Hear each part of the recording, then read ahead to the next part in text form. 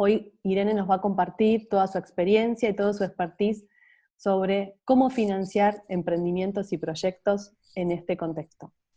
Irene, muy bienvenida, muchas gracias por participar de los webinars y te escuchamos muy atentamente. Bueno, bárbaro, gracias a todos, gracias por la invitación. Y vamos a ver si podemos en este contexto, justamente, que es lo que hoy pesa más que nada, identificar los mecanismos para financiar proyectos. Y acá vamos a hacer algunas diferencias, la idea es cortita, la charla, entonces mi idea es abordar los 3 aspectos más básicos del financiamiento. Es ¿por qué tenemos que pensar en el financiamiento como un eje principal del proyecto durante toda su vida? Después, al mismo tiempo, cómo encarar la etapa de financiamiento de capital. Cuando yo estoy pensando en un proyecto, en un emprendimiento, la parte de capital es una, y la de capital de trabajo, que es todo lo que necesito para el día a día del negocio, para el flujo, es otra. Entonces, ¿cómo encaro una y cómo encaro otra de las etapas del proyecto a nivel financiero? Entonces, si les parece, vamos a ir abordando el tema del capital. Bueno, ¿cómo se financia un proyecto? ¿Qué tengo que pensar? ¿Dónde estoy parado? Y después, ojo, el tema de la tesorería, de empezar a manejar la plata que entra, la plata que sale, los plazos, las tasas.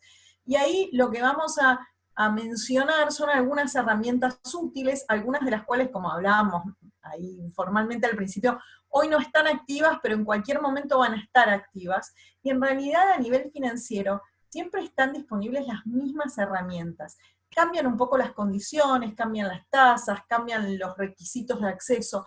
El tema es que uno va a ir usando cada una de ellas a medida que las va necesitando. Por ejemplo, hay herramientas para financiamiento de nuevos proyectos o de empresas que ya están funcionando y tienen proyectos de innovación tecnológica. Entonces uno dice, bueno, yo en este momento no tengo nada de eso en mente, pero el día que lo necesite lo voy a usar.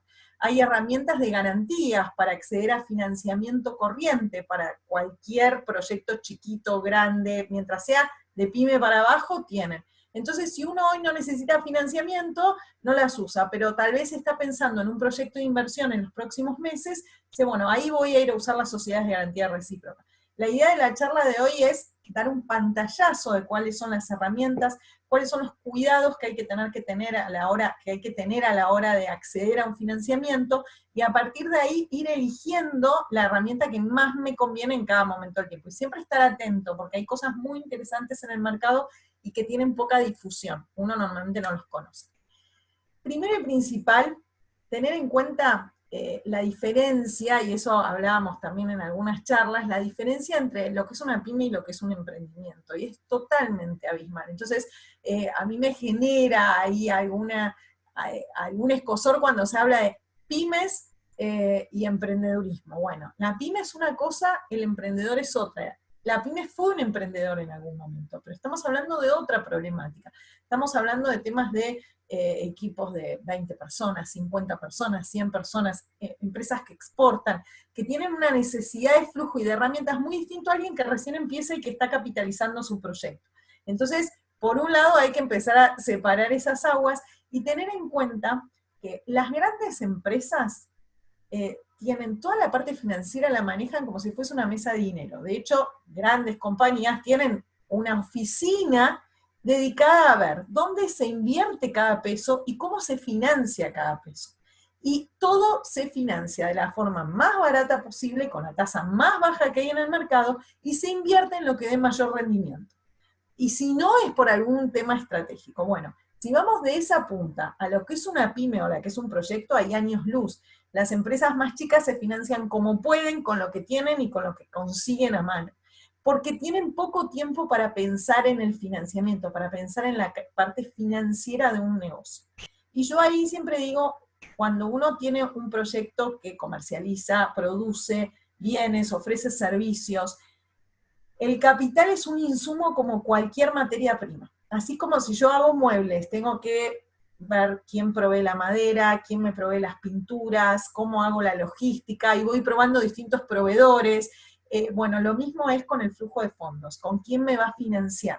Yo tengo que ir analizando dónde consigo mejor calidad de financiamiento qué canales están abiertos en cada momento del tiempo, y no ir como manotazo de ahogado al primero que me tire 2 pesos, porque después termino pagando carísimo, y eso me termina empujando el negocio a la crisis. Entonces, planificar financieramente el negocio, eso es súper importante. Entonces, vamos a abordar la primera parte, cómo me capitalizo, cómo consigo los fondos para formar un proyecto, un emprendimiento. Y ahí hay una base que hay que utilizar, pensar y aplicar, que es, a ver, los proyectos nuevos no se deberían financiar con deuda, sino con aportes de capital. La realidad es que uno hace lo que puede, pero lo cierto es que normalmente cuando uno encara un proyecto le pone toda su energía, todo su tiempo, toda su capacidad y todo su capital. Más o en mayor o menor medida, cada uno analiza ahí qué calzado le cabe, ¿no? En eso. El tema es que si encima tomo deuda, asumo deuda, ustedes van a ver que no solo estoy dejando toda mi capacidad patrimonial actual, sino que al mismo tiempo estoy hipotecando todo lo que voy a recibir en el futuro. Y la realidad es que el que emprende un proyecto está lo suficientemente convencido de que no puede fallar, porque si no, no lo emprendería. Lo cierto es que la realidad dice que sí puede fallar, y es altamente probable que falle. De hecho, hace unos años se hizo una estadística en Estados Unidos, que es otro mercado que el nuestro, tiene otras características.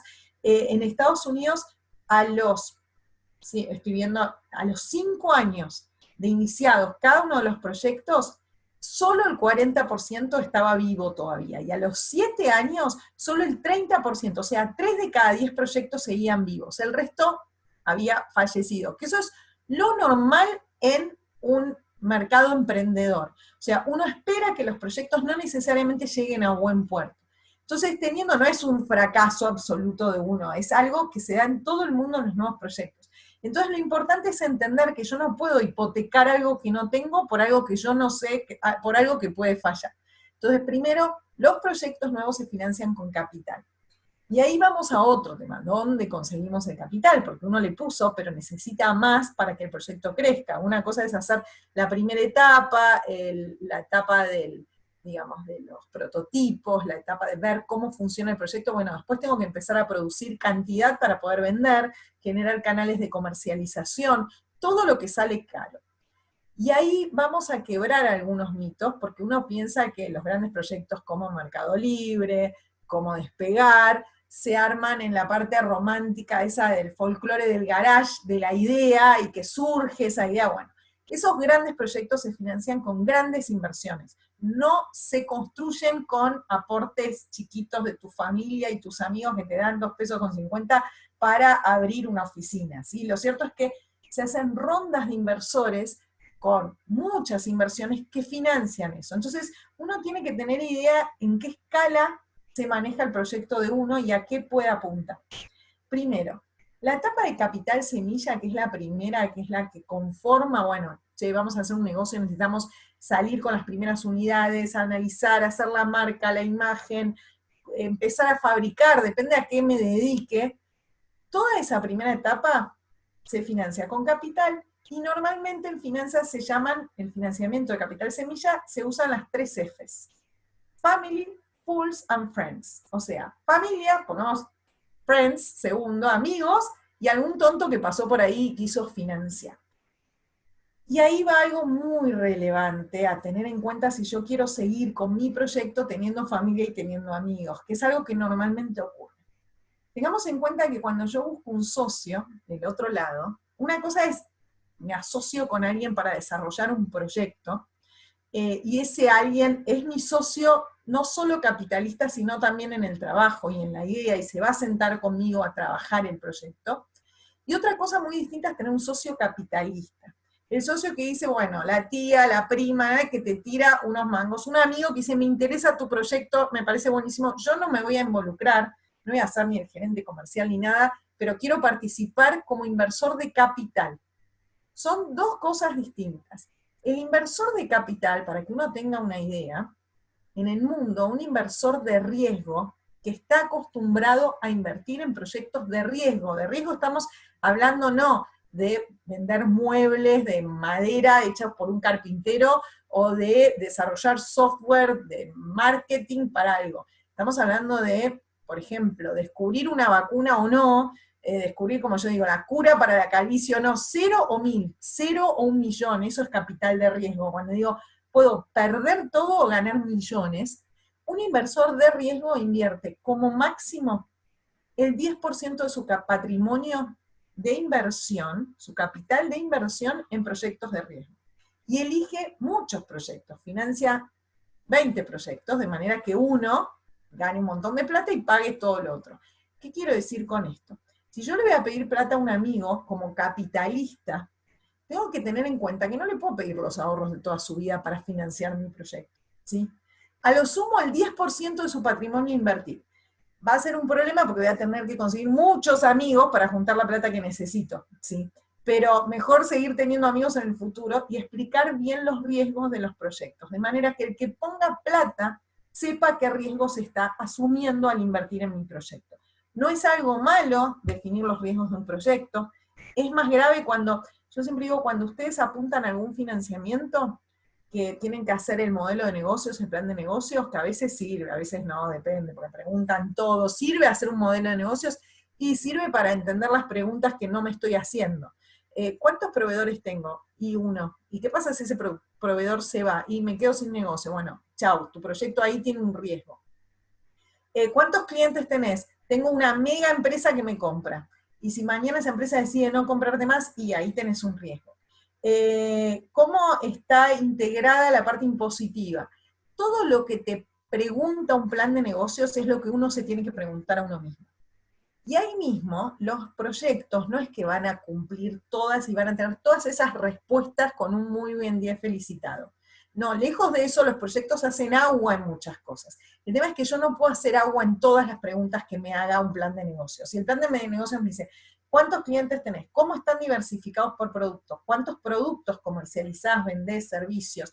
Si uno no puede responder ninguno, el proyecto tiene un grave problema. O si uno ve que hace agua, como digo, bueno, tengo un proyecto, un cliente, un proveedor, y así va a ser siempre, porque mi negocio está basado en eso, y tu negocio es muy débil. Entonces, la idea es que uno pueda tener fortalezas y debilidades, pero que no sean todas debilidades.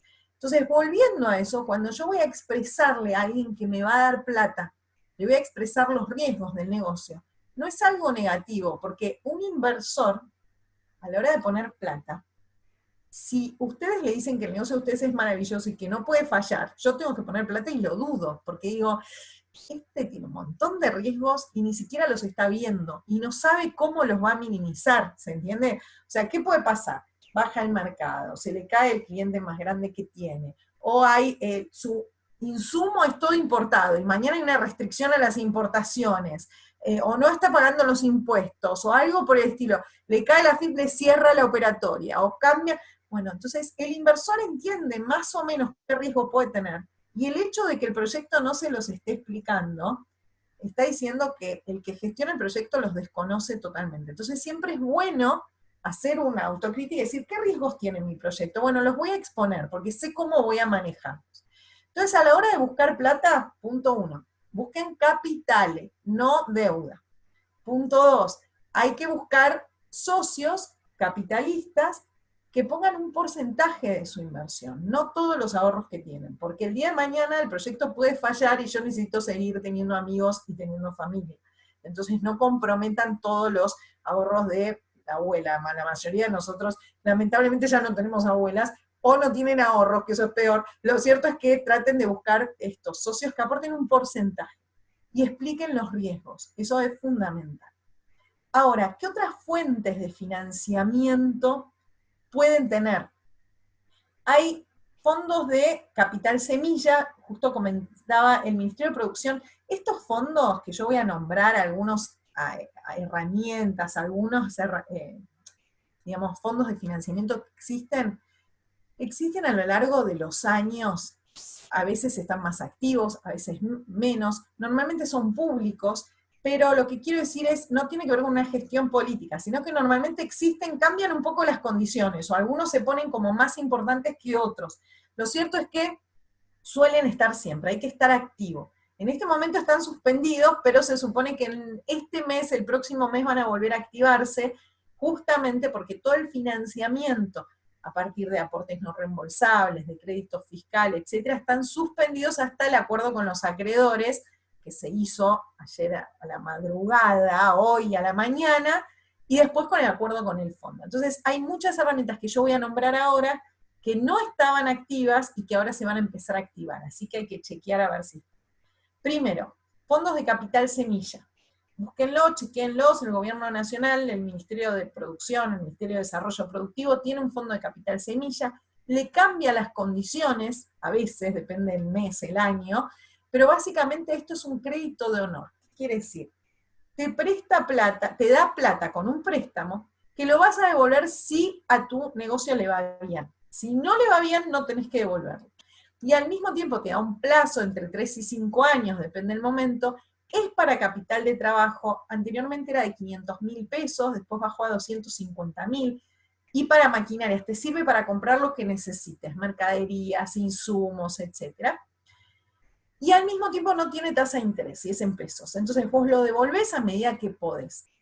Tiene un tema, lo tenés que presentar no directamente vos como emprendedor, sino que uno va a través de una incubadora. Ellos te mandan todas las incubadoras y algunas son muy buenas y otras más o menos, entonces hay que empezar a chequear un poco quiénes son buenas, pedir referencias, ver un poco qué es lo que han hecho.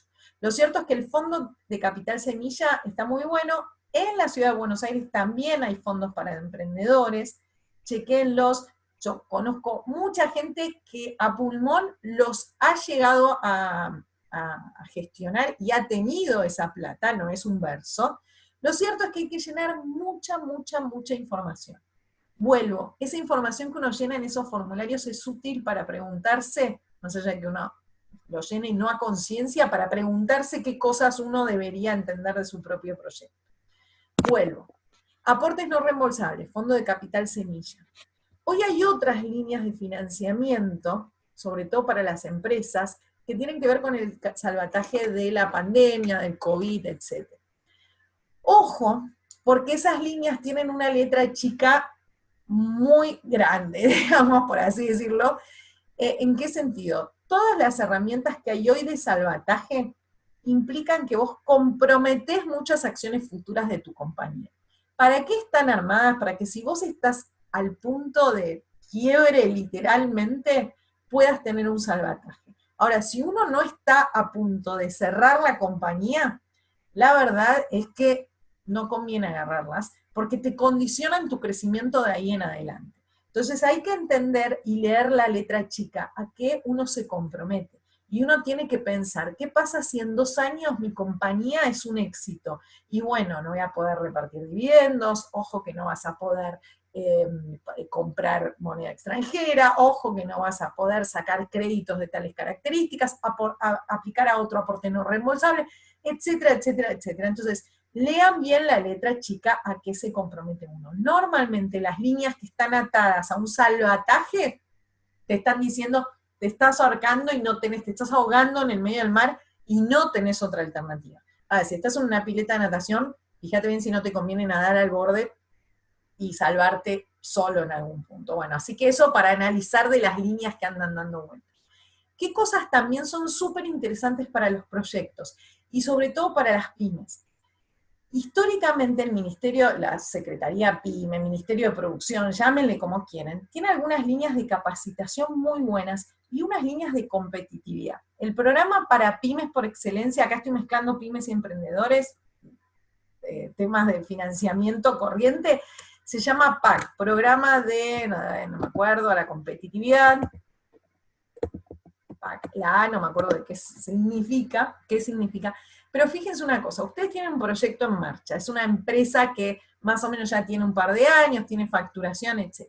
Y dicen, yo tengo un problema de, a ver, vamos a decir, de packaging, y no sé cómo generar un packaging que sea eficiente para esto, no sé, que produzco, y que la verdad es un problema de costos, de costo de logística, etc. Necesito contratar a un experto para el diseño, no lo voy a tener acá sentado, contratar a un flaco para que se siente en un escritorio ahí, necesito un asesor. Bueno, el PAC, que tiene años de gobiernos distintos, etcétera, sirve para eso. le paga a un consultor, que se llaman experto pymes, tienen ahí distintos nombres, depende del momento, le paga a un consultor para que te asesore en lo que te falta. Por ejemplo, yo tengo la otra vez les doy un ejemplo, una empresa que hacía camperas de plumas en Argentina, vieron esas divinas que se hacen chiquititas, etc. Y ellos importaban las plumas, pero al final encontraron una máquina que se vendía que como que trabajaba las plumas. Y era todo un problema porque poner a funcionar la máquina, ponerla a punto, encontrar el punto de la pluma, que no pinche, que no sé qué, y había un experto en máquinas de plumas, yo lo escuché, no lo podía creer, pero que les cobraba una fortuna. Bueno, el PAC, fueron al PAC, dijeron, necesitamos a este experto pagarle para que nos asesore cómo poner la máquina a punto, cómo hacer para que tengamos las plumas. Bueno, le pagaron al experto y el tipo los asesoró durante un año. Si ustedes necesitan asesoría en marketing, en comunicación, en temas específicos tecnológicos, con lo que sea, esos programas sirven, ustedes siempre tienen que apuntar a la competitividad. Pueden ir hacia esas líneas y normalmente están disponibles. Esto es para proyectos chicos, pero ya en marcha. Para los nuevos proyectos, acuérdense de buscar todo lo que se llama fondos de capital semilla. Otro tema importante, que por suerte han modificado en los últimos años, históricamente los fondos de capital semilla todos eran para menores de 35 años. O sea, ¿por qué esa discriminación etaria, no?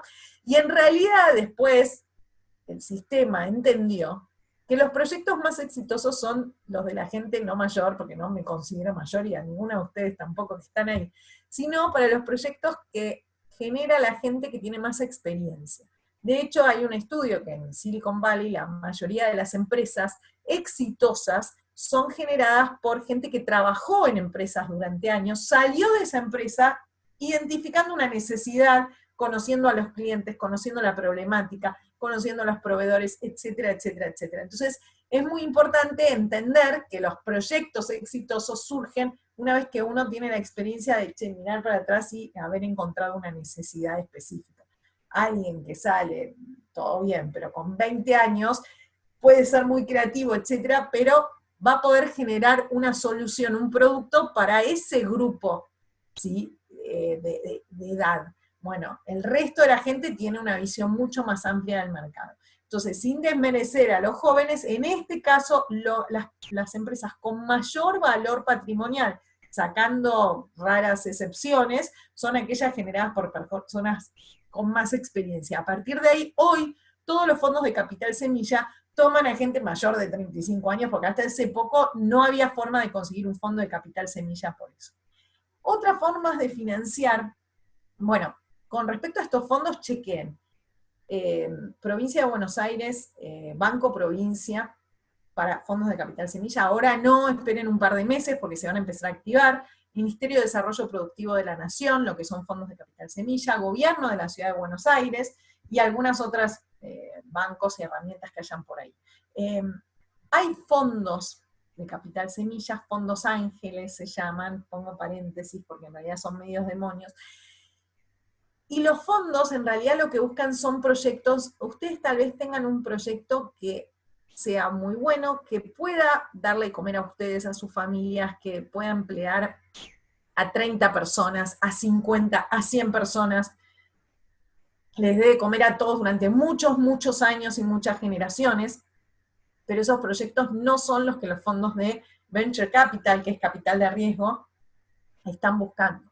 Lo que estos fondos buscan son proyectos que tengan crecimiento exponencial, que puedan generar ventas, desarrollos, etcétera, para toda la región, para Brasil, para Centroamérica, para el mundo, etcétera.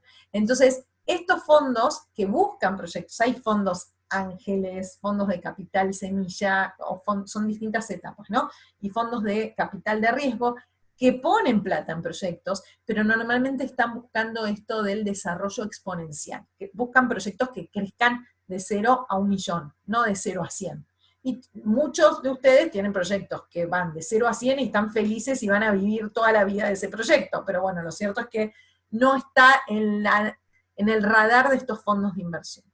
Sí hay que entender, si uno tiene uno de esos proyectos sí estratégicos, a nivel ciencia y tecnología, a nivel desarrollo de temas médicos, de temas agroindustriales, de temas tecnológicos, hay mucho marketing con el tema de la innovación tecnológica en software y todo eso. Eso es un gran nicho de mercado, pero también en agro, por ejemplo, hay un gran nicho de mercado en lo que es investigación y desarrollo, proyectos que pueden permitir ganar millones. En salud hay muchos hoy sobre todo, y hay otros rubros que son estratégicos. Estos fondos hay que tener cuidado, yo siempre digo, porque vienen con 25 abogados detrás y unos contratos así. Y me piden que les dé todo el capital de mi empresa y a cambio me dan 2,50 pesos. Que si yo estoy recién saliendo y viene alguien y me dice, te doy 2 millones de dólares, uno abre así porque hace años que está trabajando en ese proyecto y buscando plata. Bueno, lo cierto es que si ellos dan 2 es porque el proyecto vale 10. Entonces yo siempre digo, así como ellos vienen bien dotados de abogados especialistas en el tema y evaluadores, uno con un proyecto que tiene alto potencial de crecimiento, debería por lo menos pagarle a un buen abogado y pagarle a un evaluador para entender más o menos de qué estamos hablando. Sobre todo a expertos que sepan de este tipo de proyectos de innovación, no un abogado divino que nunca haya trabajado en un M&A, digamos, o en una absorción, digamos, de un proyecto de este tipo. Entonces yo digo, si ellos vienen con muchos, uno tiene que ir por lo menos con un par que sepan de qué estamos hablando para defender. Eso sí hay alguien del sector tecnológico ahí por algún lado. Ahora, yo tengo, hasta acá venimos bien, esperen, no, muchas gracias todavía, ¿no? Venimos ahí. Preguntas, vayan escribiéndolas si les parece que vamos contestando ahí, no hay problema. Vayan planteándolas, yo las leo, más allá tengo ahí mis moderadoras. Ahora, en el día a día del negocio, ya está, nos fondeamos, bien, bárbaro, nos fondeamos, una cosa importante también, una vez que el proyecto ya va viviendo a lo largo de los años y empieza a tener una sostenibilidad financiera importante, a veces tengan en cuenta que uno tiene que volver a inyectarle capital para crecer. ¿Por qué? Porque ahora vamos a ir al financiamiento cotidiano, los bancos y todo eso.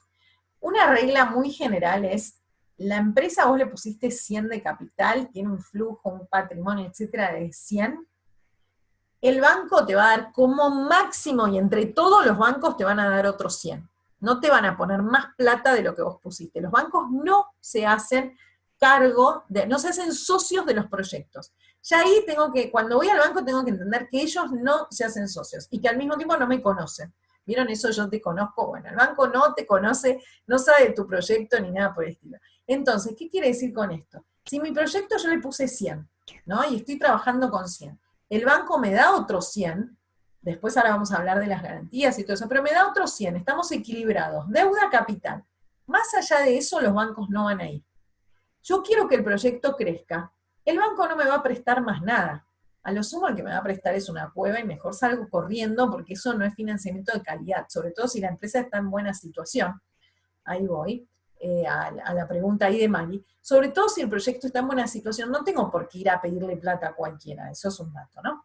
Entonces, si yo quiero que el banco me preste más, voy a tener que poner yo más capital. Entonces, cuando uno capitaliza el proyecto, le pone más capital, o sea, dice, bueno, hasta ahora nos veníamos moviendo con 100 míos y 100 del banco, bueno, ahora es hora de que crezca ese proyecto.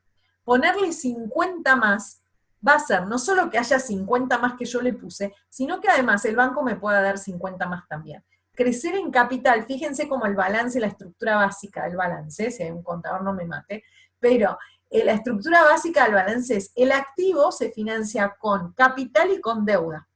Si yo crezco el capital, crece mi activo y tengo más margen para que crezca la deuda también. Entonces, a veces, en algunos momentos es importante buscar socios o ponerle más plata al proyecto.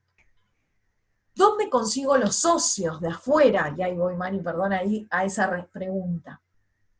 Los socios normalmente, más allá de los que habíamos hablado antes, normalmente salen de mi cadena de valor. ¿Qué quiere decir? Mis clientes, mis proveedores, mis competidores incluso. Si mi proyecto es bueno, los que más interesados van a estar en participar son los que participan de mi negocio en alguna de las puntas que yo tengo, ¿sí? Ahí hay que tener cuidado porque a veces te pueden fagocitar el proyecto si es bueno, pero lo cierto es que es donde más fácil vas a encontrar a quien le interese. Vuelvo, hay que negociar y hay que ver, pero es un buen lugar donde buscar socios cuando uno necesita crecer. Ojo, justamente porque esto de quién me va a absorber, quién va a poner plata, no perder el control del negocio. Acá Mari pregunta, cuando hablas de asesores sobre diferentes especialidades que son más accesibles, ¿dónde se puede buscar ese dato? No, ese dato sí, está en, a ver, es así. El PAC, que es los programas de competitividad de la CEPIME, la Secretaría de la Pequeña y Mediana Empresa, que cambia de nombre todo el tiempo, pero en la jerga es la CEPIME. Esperen que les pongo, CEPIME. Uno lo busca así, hoy es el Ministerio de Desarrollo Productivo. El programa tiene asesores ya contratados, pero si uno conoce a alguien, puede pedirle que se inscriba ahí y contratarlo a partir de ahí. Entonces uno, por ejemplo, no sé, dice, necesito un experto en logística para desarrollar esto. Bueno, empiezo a preguntar, ¿dónde consigo un experto en logística? Empiezo a buscar, a preguntar a amigos, gente que tenga empresas vinculadas con el tema. Por ejemplo, para empresas, para la localización, yo tengo que localizar un galpón, una planta. El tema logístico es fundamental. ¿Qué me sale más barato? ¿Dónde estoy más cerca? ¿Dónde tengo capacidad de acceso al puerto? Depende del tamaño y la dimensión y las operaciones de mi proyecto. Y hay consultores que son expertos en eso, en calcular, no son servicios baratos, digamos, que me calcule cuál es la localización más eficiente para mi planta de producción. Estoy dando un ejemplo muy puntual, pero mañana necesito, no sé, como decimos, algo más sencillo, un asesor en marketing. Uno puede ir con el asesor y decirle, inscribite acá. O uno puede entrar en la página del PAC, que hay un registro de asesores PYME, cambian de nombre también, pero normalmente es asesor PYME, y ahí ve todos los expertos que hay. Un dato importante, la CEPYME les paga tarde, pero el consultor lo sabe. Entonces, ha habido historias de consultores que uno después puede denunciar, pero dicen, ay no, porque pagame ahora, porque la CEPYME me paga en 3 meses. Ese asesor sabe las reglas del juego y sabe que la CEPYME te paga en 3 meses, punto. Entonces las pymes le pagan y el tipo nunca más te devuelve un peso. Entonces no hay que pagarle antes, la regla del juego es le paga CEPYME, se acabó. Otra cosa muy importante para los que tengan empresas inscritas, que también pueden ser proyectos muy chiquitos, son todas las actividades de capacitación. También hay crédito fiscal para capacitación. Si uno tiene, o sea, es crédito fiscal instantáneo. Uno inscribe a la empresa y a sus empleados, o a uno mismo, al dueño, a los gerentes, a quien sea dentro de la estructura, registrados, tiene ahí mismo crédito fiscal para capacitación.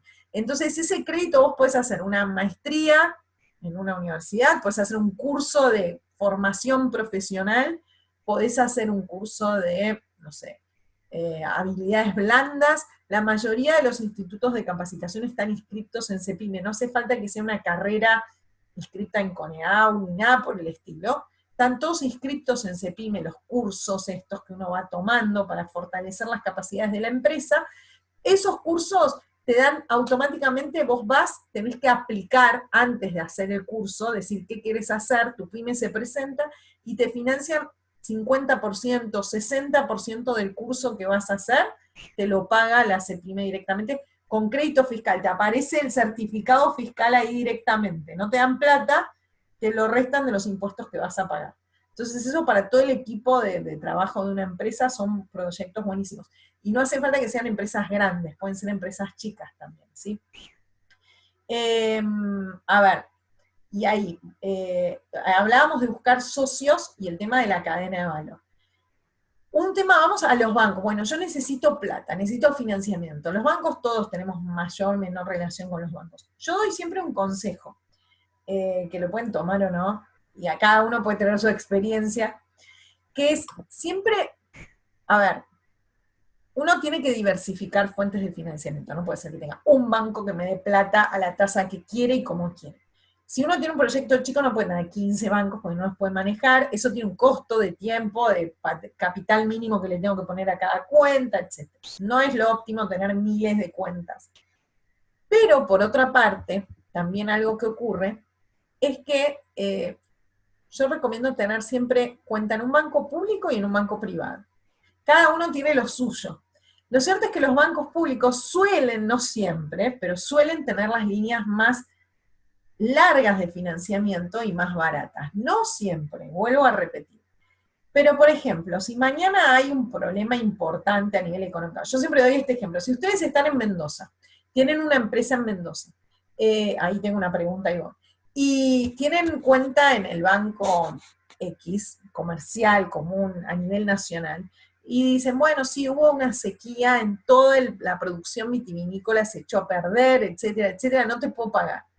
El banco, todo bien, pero la cartera de productores vitivinícolas es el 2% de todo el banco. Entonces dice, ¿sabes qué? Tengo que ejecutar las garantías, no es un problema mío, se acabó, listo. Si yo tengo cuenta con un banco público local, primero va a ser mucho más probable que ese banco tenga una línea de apoyo a las empresas de la región, muy asociadas a la actividad productiva que se genera, en este caso la actividad vitivinícola.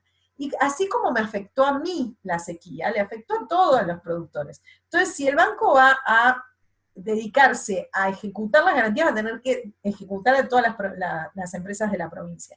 Por eso es esto importante decir, bueno, un banco público suele tener líneas más adaptadas a lo que yo necesito, suele tardar más en ejecutar las garantías y suele ser más barato. No siempre, pero siempre es bueno tener ahí.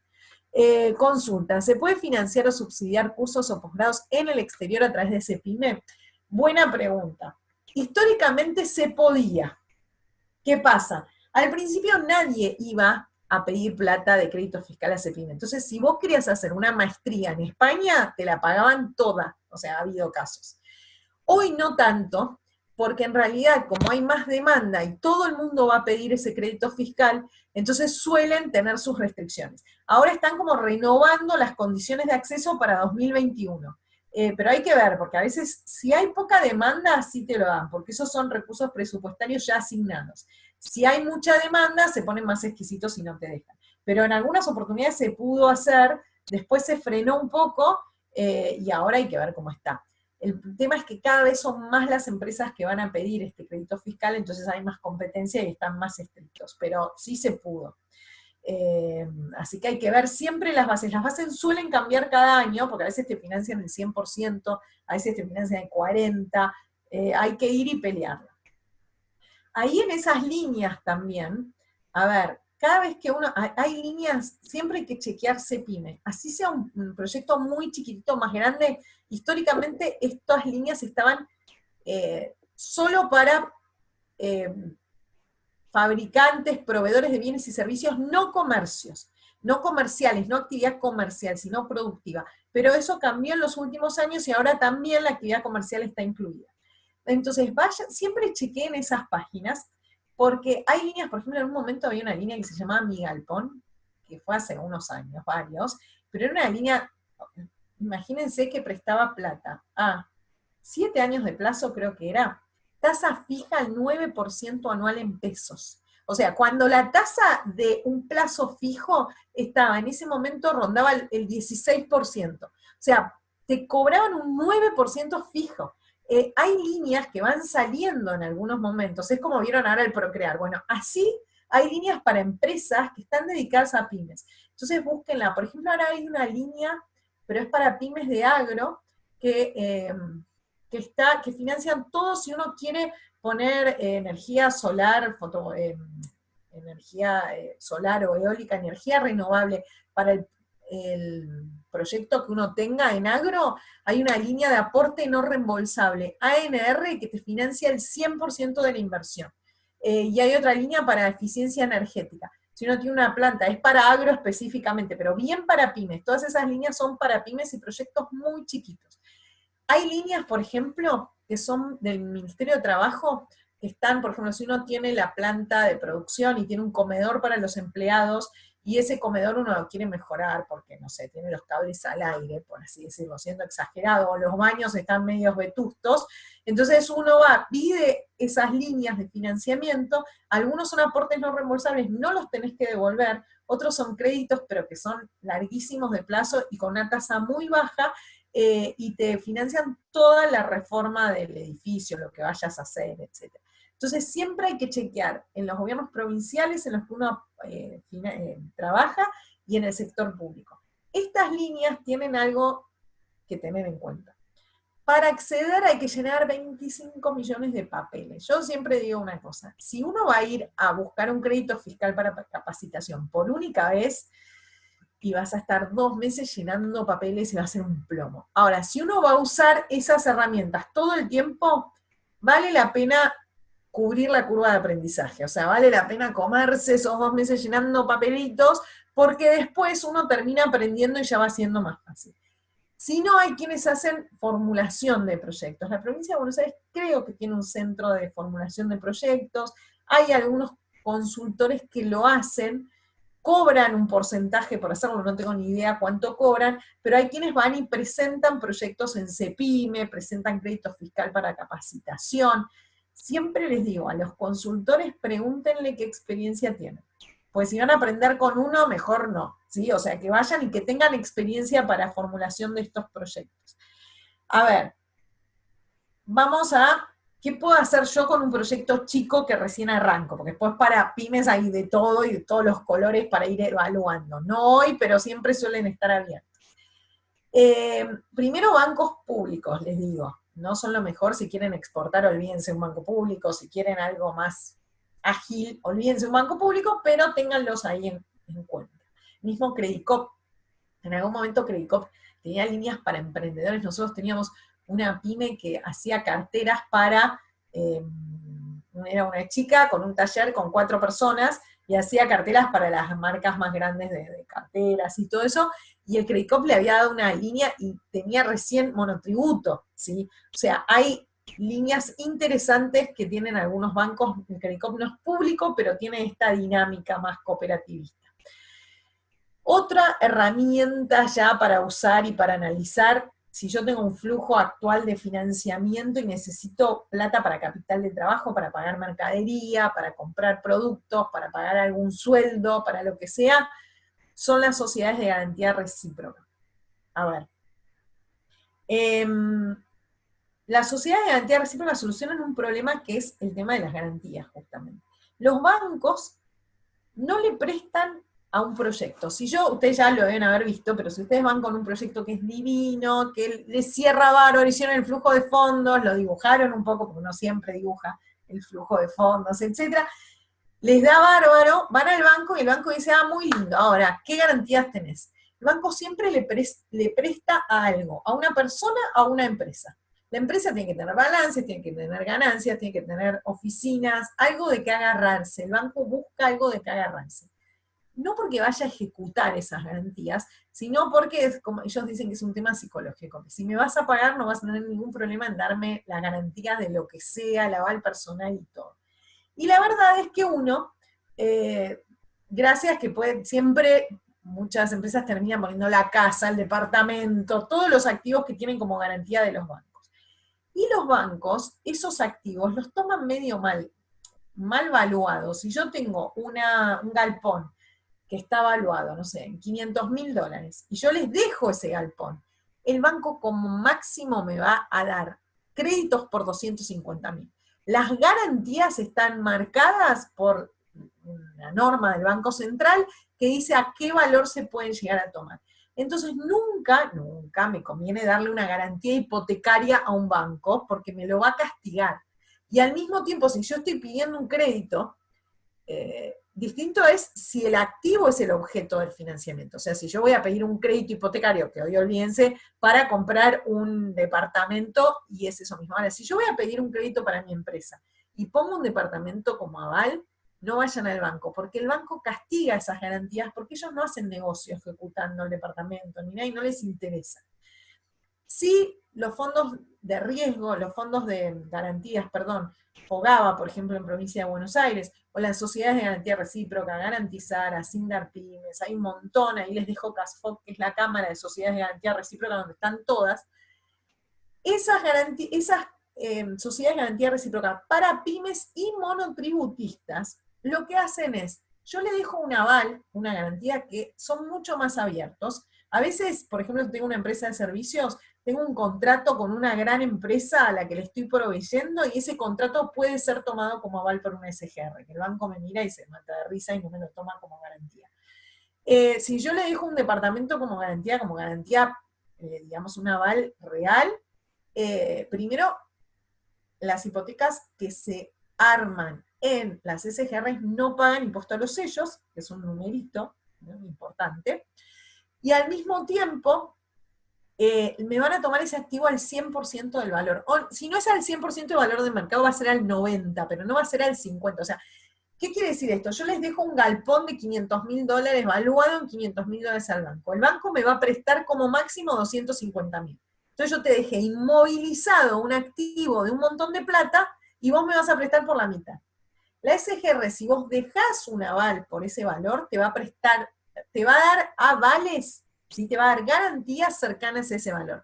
¿Qué quiere decir que te da esas garantías? Que vos después vas al banco y le decís, acá la SGR me avala, me garantiza mi crédito. Yo quiero pedir plata, te doy este aval de la Sociedad de Garantía Recíproca.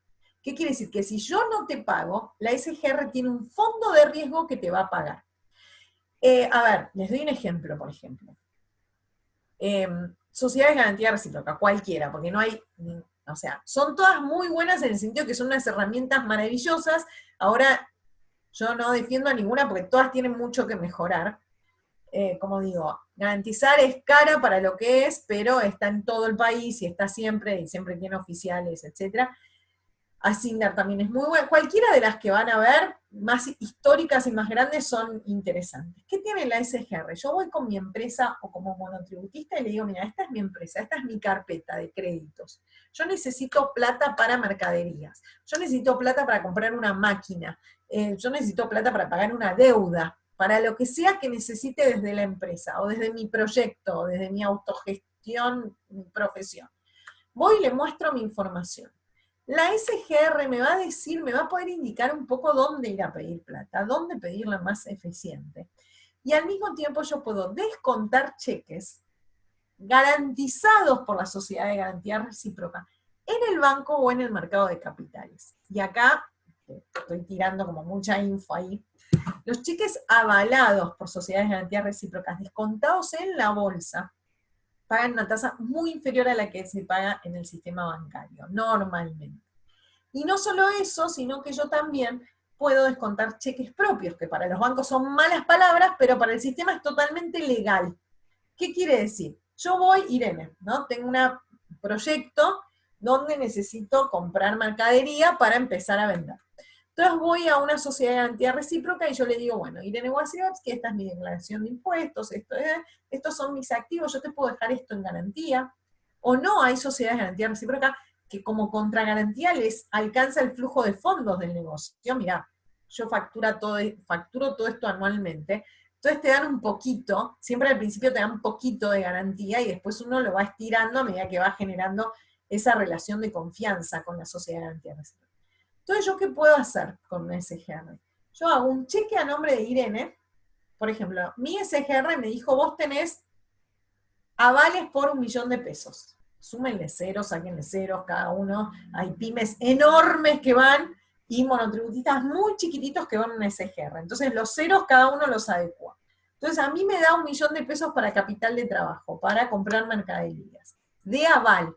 ¿Qué hago yo? Emito un cheque a nombre de Irene, a 3 meses, emito un cheque por $300.000. Otro cheque a nombre de Irene a 6 meses, emito otro cheque a nombre de Irene a 9 meses, y así me dejo un poco por las dudas para ir repagando en caso de problemas, y yo puedo descontar ese cheque en el mercado de capitales, avalado, ¿sí?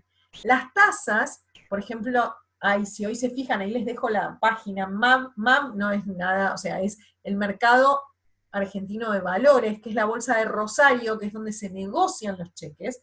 MAV, ahí van a aparecer, si hacen el scroll en la home, aparecen todas las tasas de descuento de cheques, son tasas anuales. Ustedes van a ver que hay cheques de $50.000, o sea, estamos hablando de monotributistas, y hay cheques de $3 millones, que hay de todos los tamaños y colores. Como les digo, hay empresas enormes y empresas muy chicas, que lo que hacen es permitirme financiarme de una forma mucho más ágil y más barata.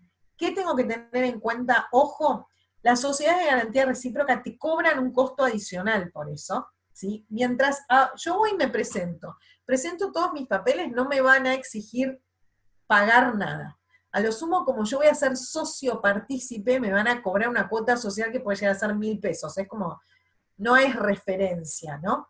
Ahora, una vez que voy a usar las garantías, cuando efectivamente voy a tomar un crédito, ellos me van a cobrar un costo que ronda entre el 2 y el 3% anual sobre lo que estoy tomando. Y si yo eso lo uso para descontar en el mercado de capitales, le voy a tener que pagar a un agente de bolsa, que en promedio me suma un 1% anual.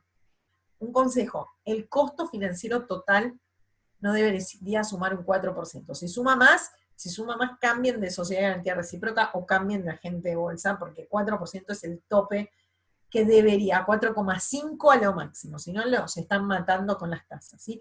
Entonces vuelvo, uno va, pide el aval de una SGR, eso tarda un tiempo, sobre todo si las SGR ya están llenas de clientes, no necesitan, me van a tener ahí unos 6 meses dando vueltas. Si están ávidos de clientes nuevos, van a ver que abren las puertas y toman a todos.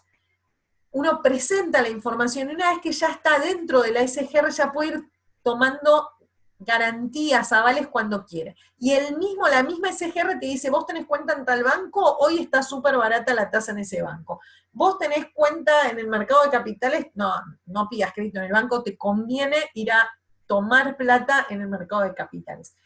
Es una vez que lo hacen, que parece un chino, después ya es un sistema súper ágil y uno arma un cheque o recibe un cheque de un cliente a 2 meses, porque 6 meses hoy, 2 meses y uno va y automáticamente lo puede descontar. Fíjense una cosa, esto a ustedes les permitiría incluso ofrecerle a sus clientes que les paguen a plazo. Puedes decir, dame un cheque a 2 meses, a 6 meses, otro a 8 y otro a 12. Y ustedes lo descuentan en el mercado. Le cargan a su cliente el costo financiero, porque lo pueden ver en la pantalla, de hecho la tasa y todo, pero permiten que sus clientes se financien a plazo. Una cosa mejor aún, si es un cliente importante, es llevar al cliente a la SGR y que el cliente tome los avales, porque si no, eso me está comiendo margen a mí de lo que puedo pedir. Y un tema para los que tienen pymes ya funcionando, no menor, que es una trampa del sistema, pero que es legal, no está pasando nada, por ahora sigue vigente, ahora con los e-checks medio como que se va jorobando la brecha, es que históricamente lo que yo descontaba en el mercado de capitales no se veía en el sistema de los bancos. Entonces, los bancos te decían, vos, Irene, podés descontar cheques, pedir créditos total por 2 millones de pesos, o por 500.000 pesos, no más. Bueno, pónganle ceros, sáquenle ceros.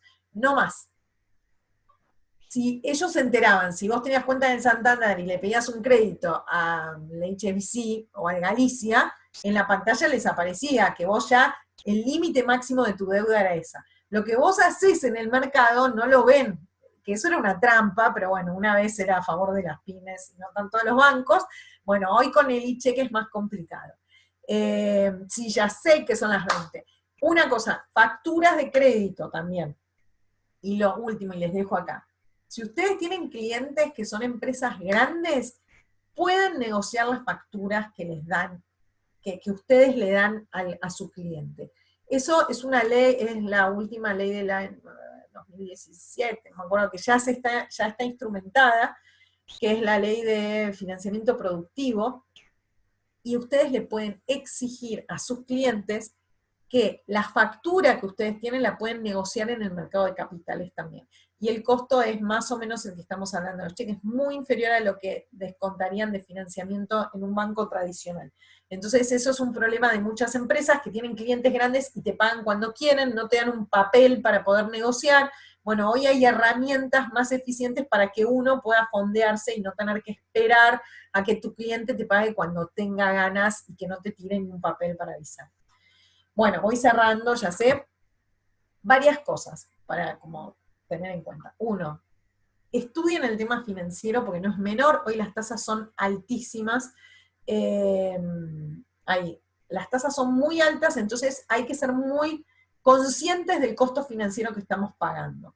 Entonces, para financiarse hay que buscar dónde uno se financia, cuánto está pagando y tratar de buscar mecanismos de financiamiento más baratos. Tener en cuenta que si yo permito que mi cliente me pague a 6 meses, eso tiene un costo financiero para mí. Entonces yo se lo tengo que cargar al cliente, ser consciente de ese costo financiero, de ese descalce que tengo en los plazos del negocio.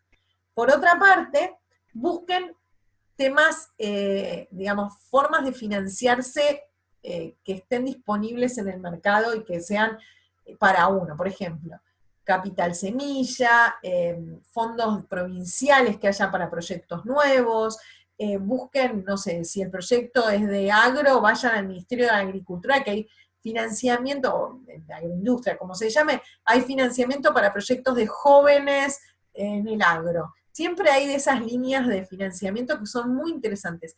Crédito fiscal para capacitación, PAC. Busquen CEPIME, siempre entren a la CEPIME para ver qué es lo que hay. Evalúen a medida que van teniendo operaciones lo que son las sociedades de garantía recíproca. Yo promuevo mucho esa actividad, ¿por qué? Porque todas las pymes y los proyectos que tienen SGR pueden decir que salen más caro, que salen más barato, que esto, que lo otro, pero todos están felices porque es una muy buena herramienta, porque es más barato, te permite usar mejor las garantías y es más barato. Diversifiquen las fuentes de financiamiento, no vayan a financiarse a una cueva, salvo que estén con la soga al cuello, porque ese es financiamiento de mala calidad, y eso de, uy, no tengo tiempo, me dan la plata ya y puedo salir del problema, no, eso es un problema mucho mayor. Los bancos, el sistema financiero te va a recibir mientras estés bien, ¿sí? Entonces, uno normalmente cuando está haciendo negocios y el negocio crece, no va al banco porque no tiene tiempo, ¿sí? Tengo que abrir cuenta en tal banco. Bueno, pero estoy vendiendo, no tengo tiempo, estoy fabricando, el negocio está full, no voy a perder tiempo en eso. Cuando se acuerda que tiene que ir al banco es cuando necesita plata, que está así. ¿Vieron eso que uno dice, el banco me da plata cuando no necesito? Bueno, el tema es estar adentro. Una vez que vos entraste, ya es más fácil. Entonces, no vean estos temas cuando están con la soga al cuello. Traten de analizar el tema financiero mucho antes, estudien, evalúen, dedíquenle un poco de tiempo, porque es sumamente relevante. El financiamiento tiene que ser diversificado, no tengo que tener una sola fuente que me preste plata, tiene que ser de largo plazo y se tiene que adecuar a lo que yo necesito. ¿Sí? Que eso, si tengo un banco solo, es muy difícil que lo logre. Bueno, me quedan muchas cosas para decir, pero bueno, un poco de ahí, les dejo algunas páginas ahí para que vayan mirando y para que vayan evaluando, pero bueno, es importante tomar el tema financiero de verdad y seriamente. Muchas gracias, Irene. Te quedan muchas cosas por decir, seguramente te invitamos otro día, con todo gusto, a que puedas volver. Súper interesante todo lo que nos compartiste, me parece que suma y mucho, y se nota que te apasiona lo que haces y que sabes un montón. Acá están todos los mensajes de agradecimiento, así que bueno, en nombre de todos también te lo damos. Muchas gracias. No, gracias por seguir un martes hasta ahora, que es así complicado, pero bueno, para pymes hay muchas cosas que hoy están desactivadas, la idea es que estar atentos porque se empiezan a activar a partir de este arreglo con los acreedores del exterior, así que hay que estar atentos mirando y buscando. Genial, muchas gracias Irene por todo, la verdad que fue súper interesante tu charla. Bueno, y acá también dicen también que estuvo muy buena, te están mandando un montón de aplausos y de mensajitos. Aquí veo, te gracias. Lo comparto.